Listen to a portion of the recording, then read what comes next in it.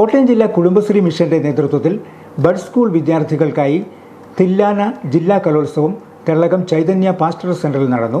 കുട്ടികളിൽ ഒളിഞ്ഞിരിക്കുന്ന കഴിവുകളെ പരിപോഷിപ്പിക്കുക എന്ന ലക്ഷ്യത്തോടെയാണ് ഈ കലാമാമാങ്കം സംഘടിപ്പിച്ചത്. ജില്ലയിലെ 7 ബഡ് സ്കൂളുകളിൽ നിന്നായി 110ഓളം വിദ്യാർത്ഥികൾ കലോത്സവത്തിൽ മാറ്റുരച്ചു.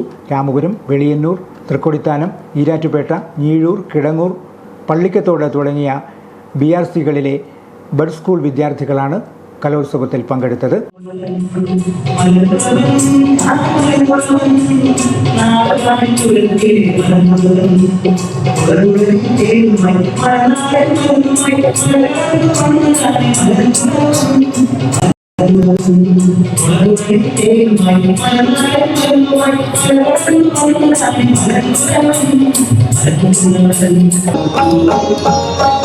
ദിക്കുകളാറും പ്രമുഖങ്ങളും അവം കണ്ടു ശിരസു നയിച്ചു.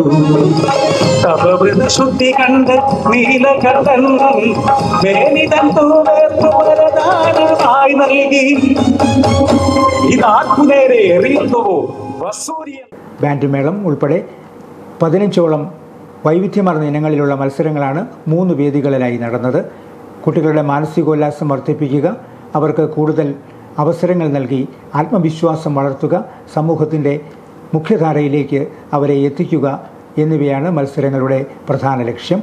കലാപ്രതിഭകൾ അരങ്ങുണർത്തിയ കലാവേദി കാണികൾക്കും ആസ്വാദനത്തിൻ്റെ വേറിട്ട അനുഭവമായി മാറി.